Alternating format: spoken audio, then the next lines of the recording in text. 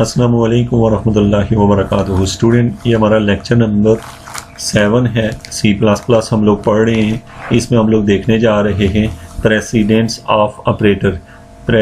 Precedence जो word है इसका मीनिंग होते हैं सबकत ले जाना, यानी कि ऑपरेटर में कौन सा ऑपरेटर पहले आता है, कौन सा दूसरे नंबर पे, कौन सा तीसरे नंबर पे, ये टॉपिक हम पढ़ने जा रहे हैं। याद रखें स्टूडेंट, जो मल्टीप्लिकेशन सिंबल होता है जो आप यहाँ देख रहे हैं स्टार सी शेप का, ये मल्टीप्लिकेशन सिंबल और इसके साथ डिवीजन वाला सिंबल, और ये जो है इसको हम पढ़ते होते हैं रिमाइंडर ऑपरेटर्स। ये तीनों ऑपरेटर जो होते हैं ये प्लस और माइनस से पहले यूज़ होते हैं, यानी कि उन पे ये सब कुछ ले जाते हैं। मतलब ये अगर आप किसी फंक्शनैलिटी के अंदर ये पांचों ऑपरेटर लिखें तो पांचों में से पहले ये तीनों यूज़ होंगे और बाद में ये यूज़ होंगे। All operator of the same precedence are performed from left to right. अगर आपके पास सेम प्रेसिडेंस के ऑपरेटर हैं तो वो लेफ्ट टू राइट यूज़ होते हैं। मतलब आपने लिखा है 2 + 2 + 3 - 4, तो इसमें ये होगा कि लेफ्ट से राइट वो स्टार्ट लेगा। इसके साथ साथ है parenthesis have the highest precedence and among all the operator. जो ब्रैकेट होती है, ये जो ब्रैकेट आप देख रहे हैं ये तमाम ऑपरेटर से हाईएस्ट होती है। मतलब ब्रैकेट के अंदर फंक्शन सबसे पहले सॉल्व होता है। Further in light of the concept of the president operator, यहाँ पे ये ऑपरेटर दिए गए हैं, आपने एक एक को अच्छे तरीके से समझना है ताकि आपको पता चले कि कौन सा ऑपरेटर पहले यूज़ होता है। तो सबसे पहले आपने देखा पैरेंथेसिस के अंदर कि ये जो है ये हाईएस्ट प्रेसिडेंस है, यानी सबसे सबको ले जाता है। सारी चीज़ों से पहले ब्रैकेट वाली चीज़ यूज़ होती है। सेकंड वन जो है, याद रखें कि यहाँ पे हम इसी ब्रैकेट की बात करें, बाकी ब्रैकेटें जो होती हैं उनके डिफरेंट मीनिंग में आ जाती हैं। उसके साथ नेक्स्ट है ये मल्टीप्लिकेशन सिंबल है, डिवीजन है, और फिर उसके बाद आपने देखा है कि इसको हम कहते हैं जो रिमाइंडर ऑपरेटर है। ये तीनों जो ऑपरेटर हैं, एक को multiplication, division, remainder operator are evaluated after the parenthesis. उसके बाद जो ही इस ऑपरेटर के बाद ये तीनों ऑपरेटर एक साथ सॉल्व होते हैं। In case of several such operator they are evaluated from left to right. और अगर इस तरह के ऑपरेटर ज़्यादा आ जाएं तो वो लेफ्ट से राइट हल करता है। पहले लेफ्ट वाली टर्म्स को हल करेगा, फिर आस्ते आस्ते राइट की तरफ आएगा। नंबर 3 पे हमने देखा plus minus are evaluated last, सबसे आखिर पे ये हल होते हैं। If there are several such operator then they are evaluated from left to right. Plus minus जो होते हैं ये एक साथ इकट्ठे यूज़ हो रहे होते हैं और ये सबसे एंड पे सॉल्व होते हैं, लेकिन अगर ज़्यादा प्लस माइनस आए तो लेफ्ट टू राइट हल करता है। तो ये स्टूडेंट आपने देखा है जो हमारा टॉपिक था जो कि हम पढ़ रहे थे प्रेसिडेंस ऑफ ऑपरेटर के। ऑपरेटर में कौन सा ऑपरेटर सबकत ले जाता है। स्टूडेंट, अभी हम लोग जो है एक सॉल्व एग्जांपल देख लेते हैं कि how to use these operators. तो सबसे पहले आप एग्जांपल में देखें तो यहाँ आपने प्रोग्राम में लिखा INT, A की वैल्यू 5 है, B की वैल्यू 20 है, C की वैल्यू 10 है, D की वैल्यू 5 और E की वैल्यू 7। ये आपने रेंडमली कुछ वैल्यूज़ दे दी हैं। याद रखें कि ये जो ABCD हैं इनकी वैल्यूज़ को याद करने की ज़रूरत नहीं है, आप जस्ट कोई भी जनरल एग्जाम्पल ले देते हैं। और फिर है इंटीजर Z जो है यहाँ पर हमने लिखा है 0, तो ये चीज़ें हमने इनपुट में दे दी हैं। अब हमारे पास आ गया इनपुट में नहीं दी बल्कि इनको हमने डिफाइन कर दिया है कि ये इंटीजर है या क्या चीज़ है। उसके साथ आप देखें तो हमारे पास यहाँ पे कुछ रिजल्ट हैं। पहले नंबर वाला जो रिजल्ट है वो है A*B + C - D, और यहाँ पे हमने डाला है %E। Z नंबर 2 है A × B + C - D, और 3 और 4 रिजल्ट इस तरह से कुछ हैं। अब आप लोग खुद सोच के बताएं कि यहाँ की कौन सी चीज़ पहले ऑपरेट होगी। तो आपको पता है कि A × B + C - D में सबसे पहले फंक्शन होगा A को B से मल्टीप्लाई करेगा। जब A को आप B से मल्टीप्लाई करेंगे तो A की वैल्यू 5 है, B की वैल्यू 20, तो ये यहाँ पे 100 आ जाएगा। बाकी जो है ना C और D का ऑपरेशन बाद में आएगा। और ये बल्कि ये जो सिंबल है आप देख रहे हैं D और % और E लिखा हुआ है, D और इसमें जो रिमाइंडर आएगा आप D और E को गौर से देख लें, D और E, तो D को और E को का रिमाइंडर 2 आएगा यहाँ पे, इसकी जगह 2 और ये मल्टीप्लिकेशन का सिंबल भी यूज़ होगा। अब सेकंड वन में हमें ये कंफर्म पता है कि एक टाइम में खाली ब्रैकेट के अंदर जो वैल्यू है वही हल होगी, मीन के खाली 100 आएगा।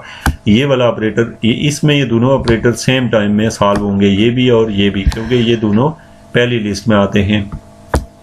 इसके बाद जो है हमारे पास है, इसमें ब्रैकेट वाला पहले हल होगा, इसमें भी पहले ब्रैकेट वाला सॉल्व होगा, चाहे उसमें जो भी सिंबल हो। सेकंड वन पे ये वाला यूज़ होगा और थर्ड वन पे ये आपस में ऐड होगा, बल्कि नहीं, फर्स्ट में ब्रैकेट वाला यूज़ होगा, सेकंड में मल्टीप्लिकेशन और ये वाला जो आप परसेंटेज वाला सिंबल है एक साथ सॉल्व होंगे, और थर्ड में एडिशन का सिंबल यूज़ होगा। इसी तरीके से रिजल्ट नंबर 4 में ब्रैकेट वाला सबसे पहले होगा, यानी ऑपरेट होगा, यानी बी और सी ऐड होंगे। देन फिर जब ये हो जाएंगे तो फिर ये होल ऑपरेटर यानी यहाँ से यहाँ तक एक ये भी और ये भी एक साथ सॉल्व होंगे, और आखिर पे जाके माइनस होगा। तो ये हमारा प्रोसेस होगा। नीचे जाके इसके सोल्यूशन दिए हुए हैं। सबसे पहले जो है यहाँ पे the value 105 is stored in the result, तो यहाँ पे हमारे पास 105 इसका रिजल्ट आएगा। इसी तरीके से जो है यहाँ पे आपको प्रोसीजर बताया गया है। सबसे पहले ए स्टार बी यहाँ पे 100 है, लेफ़्ट टू राइट भी जा रहे हैं हम लोग। फिर उसके बाद जो है आपको पता है कि इसी रिजल्ट को अगर आप गौर से देखें तो यहाँ पे 100 है, और फिर उसके बाद रिमाइंडर टर्म को जो है वो उसने अभी तक सॉल्व नहीं की है, जबकि इसने लेफ़्ट टू राइट जा रहा है। 100 प्लस सी कर दिया, 110 कर लिया। अब जो है यहाँ पे आके लेक्स पे 105 आया हुआ है, यानी इस चीज़ को उसने कंबाइनली हल करके तो रिजल्ट लिखा हुआ है। लेकिन ये कि इसमें देखा है कि इसमें कुछ चीज़ें एक साथ उस तरह नहीं सॉल्व की हैं। ये हमें प्रोसीजर बता रहा है कि हमारा सेटअप कैसे सॉल्व होगा। हम लोगों ने चूँकि सोल्यूशन में एग्जांपल 1 ली हुई है, यानी ये ली हुई है, तो सबसे पहले उसने लेफ़्ट टू राइट चलते हुए ऑपरेटर में 8 और बी को मल्टीप्लाई किया, और इसको अभी नहीं किया क्योंकि ये पोजीशन के लिहाज से इस साइड पे था। तो अब हमारे पास है कि हमने इसको मल्टीप्लाई किया, यानी ए को बी से 100 आ गया, बाकी टर्म ऐसे ही है। वैसे याद रखेंगे एकदम से वो आपको 105 ही आउटपुट देगा, लेकिन आप हल करने में ऐसे कर रहा होगा, यानी वो अपने बैक पे ये चीज़ ये प्रोसेस हुआ होगा। फिर उसके बाद 100 है, 100 यानी पहला ऑपरेटर हो चुका है। अब क्या होगा, अब आपको पता है कि प्लस वाला ऑपरेटर तो पहले अगर लेफ़्ट टू राइट जा रहे हैं तो आपको ये 100 ये इसमें ऐड हो जाएगा। जब ये ऐड होगा तो ये 110 बना, और उसके बाद जो है हमारे पास यहाँ माइनस भी है और ये ऑपरेटर भी है, तो इसने यहाँ पे कहा है कि फाइनली हमारे पास रिजल्ट आ जाता है 105। अब इसी तरीके से जो बी, सी और डी तीनों के रिजल्ट जो हैं, जो बी है उसका रिजल्ट 105 आ रहा है, सी का भी 105, और रिजल्ट नंबर जो डी है उसका 145 है। ऊपर से आप एग्जाम्पल लें और उसे चेक करेंगे क्या आपको ये समझ आ रहा है, क्या ये आंसर आप निकाल सकते हैं। अगर आपको इसमें कोई इशू है तो आप मुझे कमेंट कीजिए वीडियो के नीचे। उसके बाद है स्टूडेंट, अभी जो है हमारा टॉपिक है वो है रिलेशनल ऑपरेटर। अब आपका नाम से ही पता है रिलेशनल ऑपरेटर वो ऑपरेटर होंगे जो दो चीज़ों को आपस में रिलेट करते हैं, तो उनको हम कहेंगे रिलेशनल ऑपरेटर। तो स्टूडेंट आपके पास जो रिलेशनल ऑपरेटर हैं, आपको ये समझ है कि ये दो चीज़ों को आपस में लिंक करते हैं। याद रखें कि जब हम रिलेशनल ऑपरेटर बेसिकली आप लोग जो कंप्यूटर लैंग्वेज होती है, कंप्यूटर लैंग्वेज में दो ही चीज़ें यूज़ होती हैं, ट्रू या फॉल्स, या यस और नो, या इस तरह का सिंबल यूज़ होता है। तो याद रखें स्टूडेंट, दो ही सिंबल यूज़ होने की वजह से आपके जो रिलेशनल ऑपरेटर होते हैं वो इन्हीं चीज़ों को आपस में रिलेट करते हैं। मैं आपको एक टेबल फॉर्म से इसको दिखा देता हूँ कि आप कैसे इसे यानी ऑपरेटर कौन कौन से हैं रिलेशनल ऑपरेटर तो कैसे ये कनेक्ट होते हैं। तो सबसे पहले यहाँ पे देखें, ये ऑपरेटर है, फिर उसका यूजेज दिया हुआ और एग्जांपल है, और फिर उसके बाद इसकी एक्सप्लेनेशन है। तो स्टूडेंट ये है हमारे पास कुछ सिंबल्स हैं जो आपने देखे हैं। लेस देन है, लेस देन सिंबल है। तो सबसे पहले जो लेस देन है, A less than B, A is less than B, इसकी ये आप जानते हैं पहले से। इसको हम कहते हैं रिलेशनल ऑपरेटर, यानी रिलेशन ये बना कि एक चीज़ दूसरे से छोटी है। सेकंड वन ग्रेटर देन है, third one less than equal to, fourth one greater than equal to, fifth one जो है नॉट इक्वल टू को हम ऐसे लिखते हैं। ये आपको पता होना चाहिए कि this symbol is not equal to. और लास्ट पे यहाँ पे हमने डाला है इक्वलिटी, यानी डबल इक्वल डालते हैं। और इसका बेसिक पर्पज़ क्या होता है डबल इक्वल का, तो स्टूडेंट हमारे पास ये जो डबल इक्वल होता है, इसका मतलब आप यूँ समझ लें कि अगर ए बी के इक्वल हुआ तो आगे वो प्रोग्राम चलेगा, अगर नहीं हुआ तो फिर हम एल्स करके कोई और चीज़ देते हैं। तो ये जो है ना, ये कंपेयर करने के लिए यूज़ होता है। इसका मतलब बिल्कुल भी नहीं होता कि एक दूसरे के इक्वल हैं। जैसे यहाँ पे नीचे आपको रिलेशनल एक्सप्रेशन दी हुई है 2 = 4।